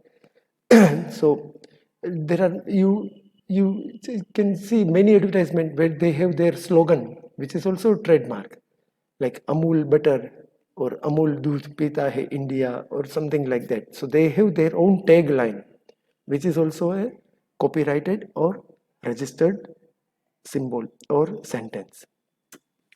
Then domain name dispute. This is a totally different topic actually. The domain name dispute is totally different thing. That domain name dispute means you know that there are competition over website for website or keeping website name. So the competition over domain names is another legal issue. Now domain name, you know that domain name is website name. For example, www.yahoo.com is name domain name. So earlier the domain names were given on first come first serve basis. Like the one who requests first for particular website name, domain name, they will be given that name. Thus people would register names that were not in use but would be of importance. So what people were doing were, they, even though they don't want to create a website with particular domain name, but they just feel if in future somebody else may require it or they might require it, they were, what they were doing is they were registering the different names for the domain. So that is what how they were registering for the domain name. Then later on, such domain names were sold to concerned company at a very high price, and that is what we call is cyber squatting. So cyber squatting is, suppose XYZ company register a domain name www.myideas.com or .org or something like this, and then when actually there is no website existing like this, but then when somebody wants the same name for their website, this company, XYZ company, will sell that name to that company at very high price. And that kind of e-commerce activity is called cyber squatting. Another problem is name changing, where someone registers purposely misspelled variation of well-known domain names. For example, if somebody registers www.yahoo but Yahoo with YAHU or YAHO or YAH triple zero or triple O, so where people get misleading, like there are something like Disneyland and Disneyland, just they are replacing N with M. So that is also something where people mislead the customers, who generally makes typographical error while entering a URL. So if you make mistake in your URL, and then you will be taken to the fake website or the other website which actually you are not intended to go. So that is also called domain name dispute. So domain name dispute means there are two situations. One, XYZ company registers different domains which actually they don't require, but keeping in mind that when somebody requires it, they will sell it with very high price, that is cyber squatting. and another is the popular website name, they just misspell it with just little variation in their name and then create the domain so that visitors will be misled to a fake website or different website. So that is what domain name dispute. Protecting intellectual property. Now we saw securing intellectual property. Now we will see protecting intellectual property. Now protecting intellectual property is like, as the use of internet is increasing, so there is a need for more advanced and improved method to protect the intellectual property. Slowly as the websites are increasing, slowly as the use of internet and web surfing is increasing, there is need of some sort of protection for the intellectual property. Intruders, those who are hackers, intruders, they are continuously trying to develop new methods and different ways to pirate and misuse the intellectual property. Websites and web designer are trying a new method to protect it, and intruders are creating new methods to break that and to misuse the intellectual property. Some of the new and improved methods for protecting intellectual property are steganography and digital watermarking. These are two very strong method of protecting intellectual property, steganography and digital watermarking. Let us see what is steganography. Steganography. Steganography is the process of hiding information within another information. Very simple. One sentence explains almost everything about steganography. That it is a process of hiding information within another information. And the information in the files, if not protected, can be used for any malicious purpose. So any information in any file, if that file is not protected, then it can be used for any kind of malicious use. Steganography works by replacing unused data in computer files such as images, sound or text with invisible information. So this is one very good technique, that some of the unused data in your computer files will be used for replacing with another important data, and that information will be remaining invisible information, and that is called steganography. If we see that information, we will not be even come to know that there is some other information stored inside this information, and that is called hiding information within another information. And this hidden information, it can be plain text, it can be a cipher text, or it can be also images. Now let me again make it clear that what is the difference between plain text and cipher text. Plain text are plain text, as you see on screen like this. This text is called plain text, and cipher text are encrypted text. Cipher text are encrypted text. So if you keep the encrypted text hidden in any other information, it becomes very strong steganography, so that almost nobody can read that information. So special software is needed for steganography, and there are freeware versions available on internet which can be easily downloaded. So how to implement steganography? For that there are many special softwares are available online. You can download those softwares and practice that, and you can make even your information in such a way that it is hidden within another information, like your password or passport number is hidden within your photograph. So that is called steganography. Steganography, the example of steganography, this is a very simple but very important example to understand what is example of steganography. Here it is text steganography. You know, there are many different types of steganography: audio steganography, text steganography, image steganography. So this is an example of text steganography, an example of a message containing ciphertext by German spy in World War II. This is a real example that during World War II, a German spy had this message. Now, if you read the message, you will not understand that what information it is conveying, because it is not making any meaning. But if you take the second letter in each word, then you will get the message like Pershing sales from new NY June 1. So that is how they communicate like steganography message or text steganography. Now here what it says, that things like information is hidden within another information using a different kind of message. So this is an example of text steganography. Next is digital watermarking.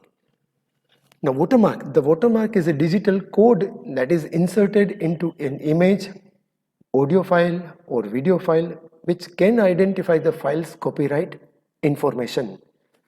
For example, if you record any TV program using Dish TV, then you know that that Dish TV icon is also recorded in any one of the corner in your the program which you record. So that is one sort of digital watermark, that it proves that you have recorded this program through Dish TV. So, and you cannot remove that. So that is what the advantage of digital watermarking. Another example is when you download some images, when you are searching for some images online, then most of the time what happens, the images which we like actually, they are copyrighted. They have some digital watermarking in them. Either in background they have some watermark, or they have company name written behind the image in horizontal or slant formation. That is called digital watermarking.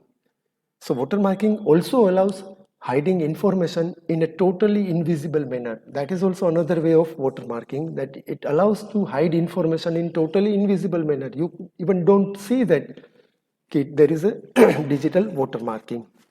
The invisible embedded watermark helps to identify the owners of the work.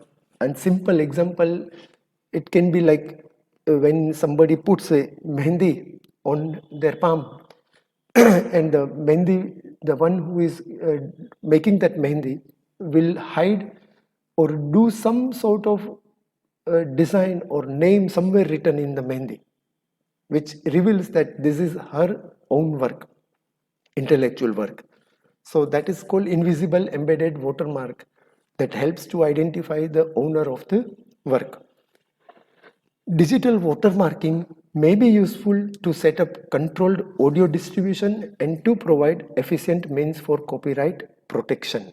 So using digital watermarking, you can set up controlled audio distribution so that audio will not be distributed to any unlawful manner, and it is only for the by maintaining the copyright protection of that audio file or whatever work, intellectual work, it is being distributed.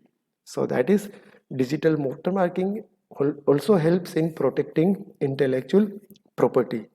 So for securing and protecting intellectual property, we have this 5 or 6 different ways.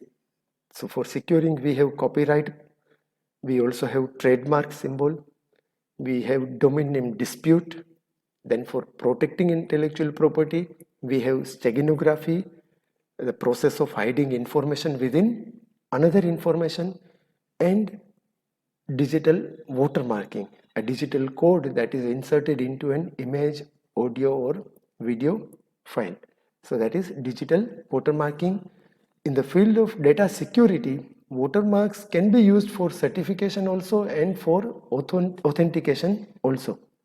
Digital watermarking can also link information on the documents. See, these are all the different areas where digital watermarking is helpful for protecting intellectual properties.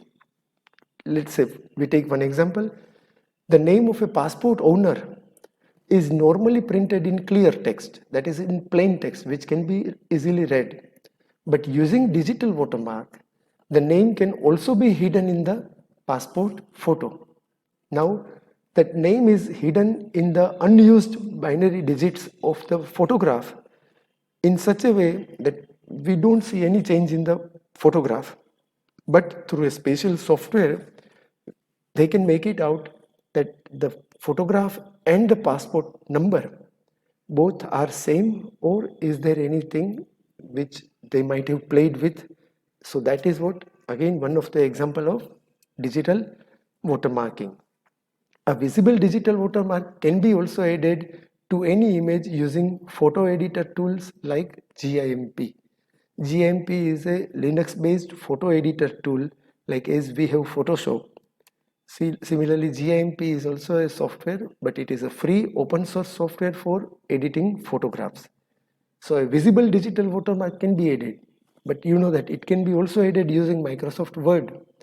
You might have seen many lithos or material provided from different school or different institution where you see that institution name in the background of the litho.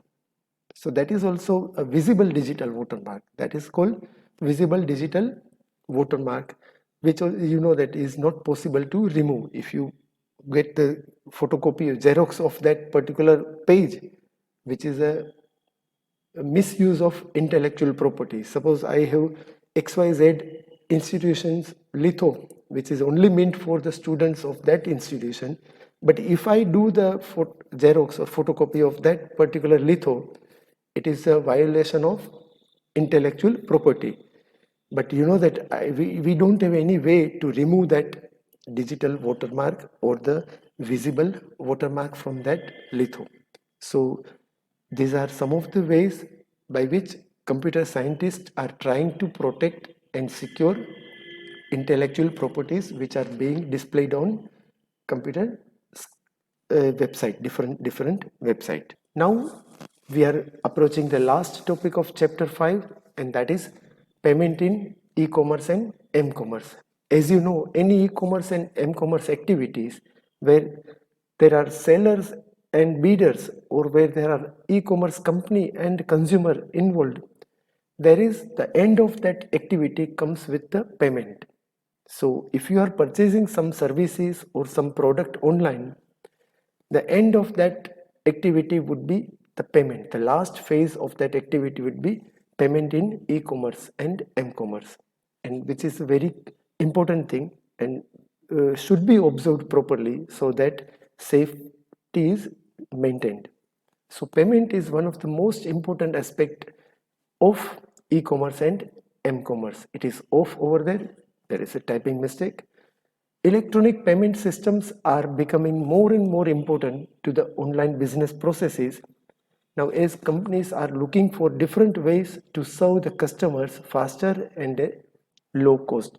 So if the company wants to give that facility, it is beneficial for company also, and for consumer also it is beneficial, because consumer will get the product at a low cost, and for company it would be very fast process.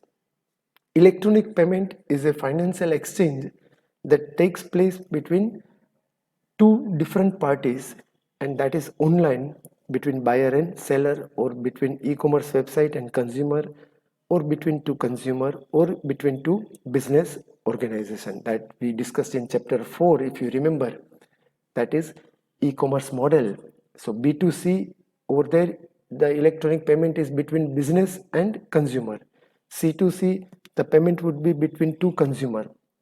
B2B, the payment would be between two business houses, and so on. The most important and one of the most widely accepted method of payment over internet during e-commerce and m-commerce transaction is credit card. The most popular method of payment is using credit card. Credit card is issued to the customer by the bank, and that bank is known as issuing bank. So for example, if you have credit card of HDFC Bank, then for you HDFC Bank is considered as issuing bank. The issuing bank provide the credit cards of the financial institutions which are established and reputed in the services of credit card business, like MasterCard, Visa, American Express, and so on. So remember, issuing bank is actually not in the business of credit card.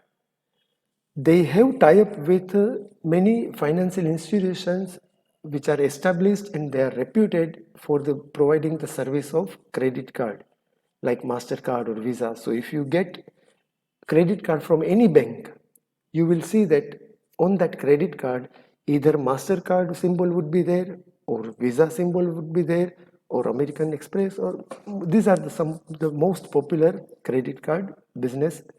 So for us, HDFC is only issuing bank. Then depending upon the customer's credit history and income level, credit limits are provided. And up to that limit, the customer can spend and pay to the issuing bank within the billing period. So remember, it depends that every customer will have different credit limit. Now you must know that what is credit limit. Credit limit means you spend money without having that much money in your account. If my account is having only 10,000 rupees, but if I am given the credit limit of 1 lakh rupees, then I can spend using my credit card 1 lakh rupees for different types of shopping and payment online. So that is what credit limit, and that is provided by bank looking at the customer's history of income and other details. So they keep on changing this limit. As you keep on using the credit card more and more, they will keep on increasing the limit so that they get benefit that you maximum you spend using credit card. So that is how it is going on. For accepting payments on website through credit card, merchant needs to open a merchant account. So from whichever website or from whichever person you are making payment, purchasing something and making payment using credit card, first they need to open a merchant account with the bank, and that bank is called acquiring bank. Acquiring banks provides the service of online authorization and payment process. So what authorization? Authorization means it provides the facility where the card can be authorized so that no fake payment is done. It validates whether the card is genuine or not, and then after that it processes the payment. Authorization is a process of verifying whether the card is active, the credit limits are available, and verifying the other details of the customer like billing information and other things. So during authorization, all these things are checked. Sometimes what happens, your card was active only up to March 21, and if you are using after that in April 21, that means that card is not valid. Sometimes you might have limit of 1 lakh rupees and you are trying to spend more than 1 lakh rupees in your period of time. So that also, these all things are authorized and checked by acquiring bank. Credit cards are widely accepted by merchants, and it provides assurance to the customers as well as to the merchant. So while making payment through credit card, both the parties are sure that nothing will go wrong.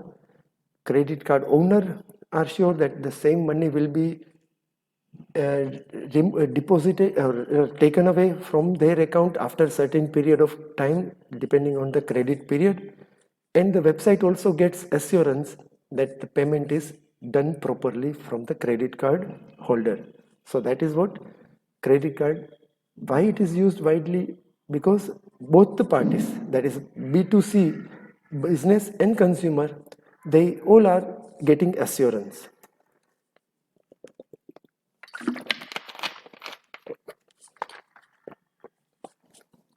During the process of payment through credit card, 4 different parties are involved. Now this is something very important. It might be taking only 1 or 2 minutes maximum to make payment through credit card. I think less than even 1 minute. So during that process, different 4 parties are getting involved in the process of payment. The first is the customer, that is we with the credit card. Second is the merchant who are accepting the credit card. Third is the issuing bank that issues the credit card and guarantees the payment to the merchant, and the bank collects the payment from the customer. So remember, the job of issuing bank is just to issue a credit card to the customer and to guarantee to the bank or the website or the merchant that payment is received and to collect that payment from the customer. So that responsibility is taken by issuing bank. Acquiring bank, that is the fourth party, that is the financial institution that establishes the account with the merchant, validates the credit card information of the customer, and authorizes sale based on the customer's credit limit, which we just now saw that acquiring bank does all this thing. That is the financial institution like Visa and MasterCard. They are the financial institution. They validate the credit card information, authorizes the customer's details, and checks everything related to credit card. So these are the four parties involved during process of payment: customer, merchant, issuing bank, and acquiring bank. Two more entities play a role in online payment, and these entities are payment gateways and processors. So see, you should understand that why this topic is too big, the payment through credit card. The process which takes hardly 60 seconds but is requiring lot of security, lot of parties are involved, lot of different entities are playing a role in this payment through credit card. So these are the two entities which are again playing very important role while making payment online using credit card, and they are payment gateways and processors. Let us see what they are. Payment gateways are services that provided by the third parties like PayPal or other, like there are many third party payment gateways which connects networks of all the parties involved and enables to perform authorization and payment in secure manner. So payment gateway connects all these four parties like customer, merchant, issuing bank, and acquiring bank. All these four parties get connected through a payment gateway. Processors, on the other hand, processors are data centers which performs the credit card transactions and settle fund to the merchant. Processors are connected to the e-commerce websites of the merchant through payment gateway. So again, processors are also connected to e-commerce website through payment gateway. So payment gateway is ultimately is a centralized activity which is used to connect all the different parties who are playing important role during payment through credit card. So processors are data center actually. Oh, everything related to your credit card details are recorded there. When you purchase your or when you get you received your credit card, when it is getting over, what cash limit, what online payment limit you have on your credit card, during which transaction you couldn't pay in time the credit amount. All these things are recorded over there. So that is what processors, or that is called data centers. The online payment through credit card using internet or on e-commerce website is divided into two parts. So the process of making payment are divided into two parts. One is authorization and another is settlement. Let us see now what happens during authorization and what is settlement. During authorization, following steps are performed. First, credit card details along with the transaction details is transferred to the payment gateway. So very first thing what happens is all the information about your purchase and about your credit card is transferred to payment gateway, because the payment gateway, as we discussed, payment gateway is the centralized activity. The payment gateway passes it to processors which contacts the issuing bank for the verification of the information. So through processor, that information goes to issuing bank where the things will be verified that okay, the card which is belong to this XYZ issuing bank, let's say HDFC issuing bank, then whether this card is valid, account is still there, or they have closed that account, credit limit and everything will be verified. After verification, issuing bank sends status of verification to the processor, which in turn passes it to the payment gateway. So as you can understand that the first all the informations are collected on website, that is credit card detail and everything. Then it is transferred to payment gateway. Payment gateway sends it to processor. Processor, after verification, sends it to issuing bank. Issuing bank also verifies every details and then again passes it to the processor, and then processor again in turn it passes to the payment gateway. Finally, payment gateway sends the result of the transaction to the merchant's website, and then next step is settlement. So once everything is checked by processor and payment gateways and issuing bank, then they send a note, a positive note to the merchant website, and then next step is settlement. And during settlement, it transfers the amount from the customer's account to the merchant's account. So that is settlement is the end period of the credit card. By that time, customer is supposed to make payment to the merchant website account. During settlement again, following steps are performed. Merchant sends the transaction request with all the details to the payment gateway, which sends it to the processor. We discussed that. We also saw that processor sends the payment details to the issuing bank of the customer. It also sends the payment details to the acquiring bank also, where the merchant has an account. That is, acquiring bank is either Visa or MasterCard or other. The acquiring bank credits the amount to the merchant account. This is very important point. As you know that when you make purchase through credit card, immediately amount is not deducted from your account. As I said, if in my account I have only 1000 rupees, but if I am making purchase using credit card of about 25,000, then also I will be able to do that because use of credit card, because using credit card. But then who pays that amount? To the merchant. So that is acquiring bank. Read again the third point. Take a note of that third point. It says that the acquiring bank credits the amount to the merchant account, and the issuing bank, after including all the charges, sends the bill to the customer, where customer needs to pay that within the billing period. So if I have credit limit of 21 days, then within those 21 days I am supposed to make the payment. If I couldn't, then they will give me penalty charges, or I have to pay that penalty charges. So that is how credit card payment is done. Most credit card companies use secure electronic transfer secure electronic transfer security system to make online transactions secure. You must be knowing that when you make payment through credit card, you are taken to a different web page where BillDesk or PayPal or such security electronic transfer security system is there, which makes your payment so secure that it is not misused by any intruder. So this is the entire process of credit card, which actually practically takes less than a minute, but as you can see that there are so much of there, many parties are involved in the process of making payment through credit card. So just remember all these things. The parties involved are customer, merchant, issuing bank, acquiring bank.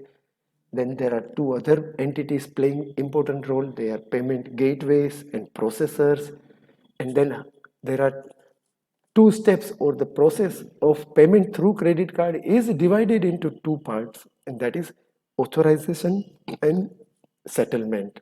So that is how it is done. And finally, most of the credit card companies, they are using secure electronic transfer, that is SET system, to make online payment very secure. So that is payment through credit card. Next is payment through debit card. Credit card and debit cards are almost the same. The only difference is in debit card, using debit card you can make purchase only if the money is in your account. If you don't have that much money in your account, you can't make that purchase using debit card. So a debit card, in the look, it looks like credit card, but it works differently.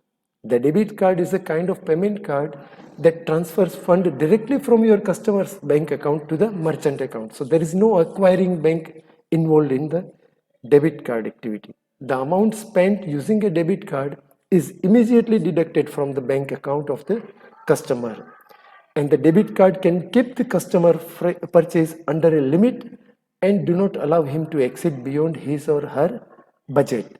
So credit card is something where we user as a credit card user, we tend to make more purchase beyond our limit or capacity.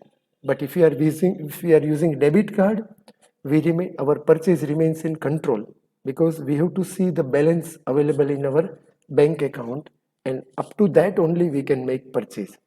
Whereas credit card, because we are getting credit limit, so we tend to purchase more than what our capacity might be. So that is debit card.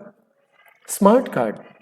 A smart card looks like credit card, but it's different, and as it contains a microchip embedded on its surface. See the basic difference between credit card and smart card. Nowadays, actually, most of the cards are smart card only.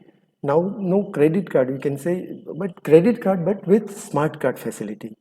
So because nowadays the credit card contains microchip, you might see a golden microchip on your daddy's credit card, which previously before 8-10 years credit card there were no microchip. There were only black or brown tape on the back side of the credit card, but magnetic tape. But now we have both sometimes. So that is hybrid credit card and smart card. So that microchip contains users' private information such as account information, health insurance information, and private key for encryption and decryption.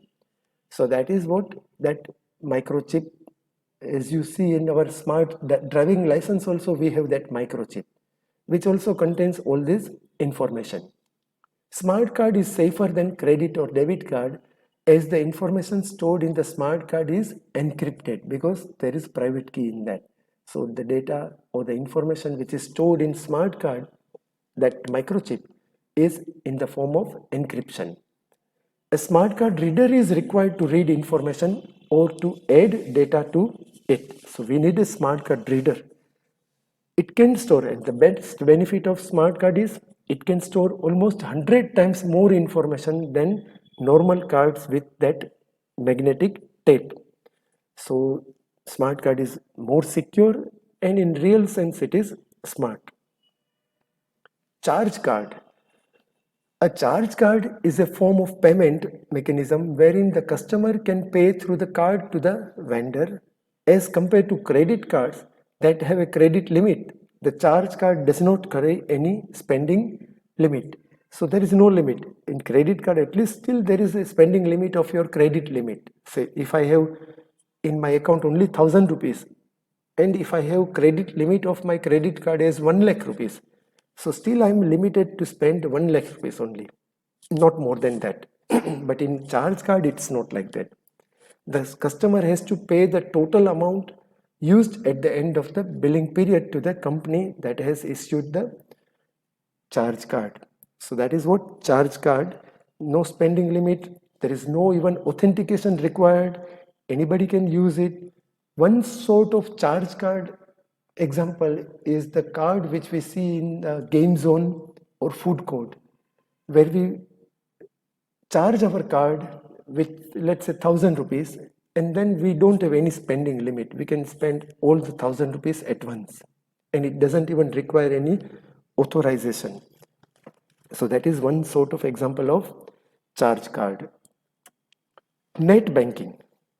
Net banking we discussed so many times, and is something now everybody knows. So net banking does not involve any type of card for payment. Net banking can be used by customers who have bank accounts enabled with internet banking. So when you open your account in bank, they might ask you that, do you want internet banking facility? And if you say yes, and if you fill the required form, then you will be able to use net banking. That is the banking activities through internet using your mobile or using your computer. Net banking system is seen as being safer than using credit cards, as nearly all merchant accounts in India offer it as an option. So net banking is more secure, more safer, because no card number is required, no chance of losing that credit card somewhere or anything. It is a simple banking activity done through mobile or computer. So that is more secure and more safer than using credit card or debit card. Electronic fund transfer, or that is EFT, or even you can say NEFT, National Electronic Fund Transfer. So EFT means transferring money from one bank account to another bank account, but electronically. The popularity of EFT, that is electronic fund transfer, for online bill payment is nowadays growing.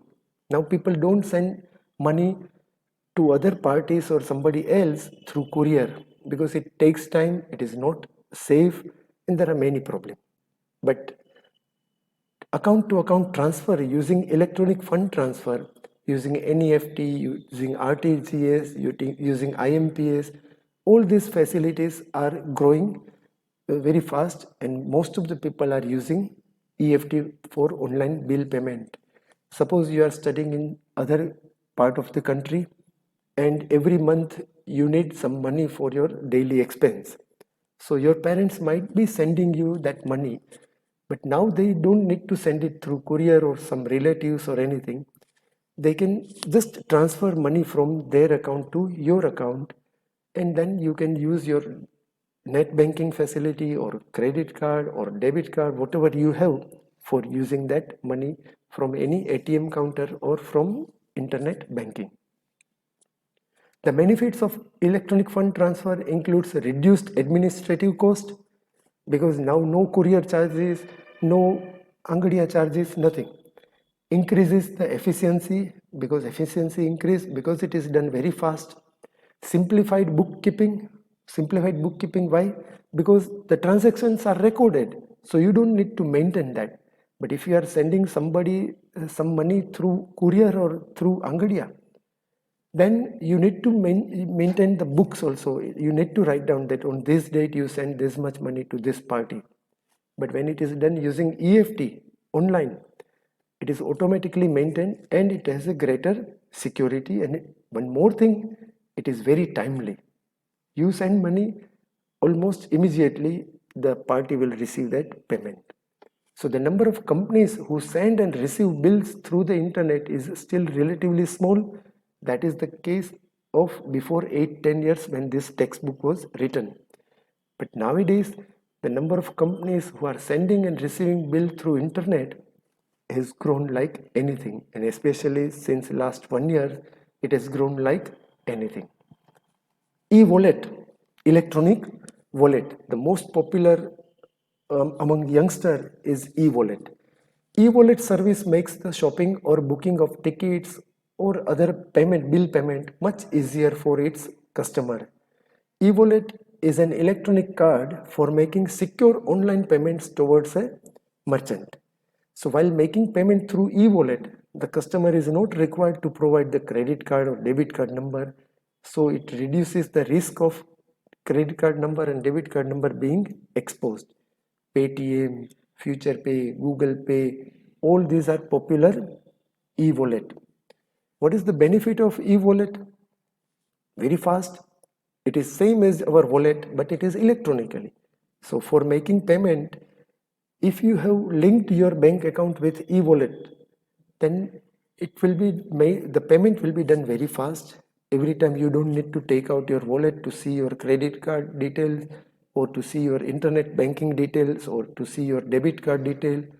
It is already recorded in e-wallet. It is kept in e-wallet, safe and secure, and you can use those information. It is more useful on the website where time is very important for payment. It is a payment where the payment is time critical. For example, booking railway ticket. You know that sometimes for certain railways or train booking, time is very important. If you are late by 3-4 minutes, you might not get the confirmed ticket. So if the payment and the main time taken in this activity is online payment through credit or debit card, where you need to take out your credit card and read the credit card number, or internet banking for bank number you need to read. But if the information are stored in Evolet, it becomes very fast and easy. The last one of chapter 5 is rupee.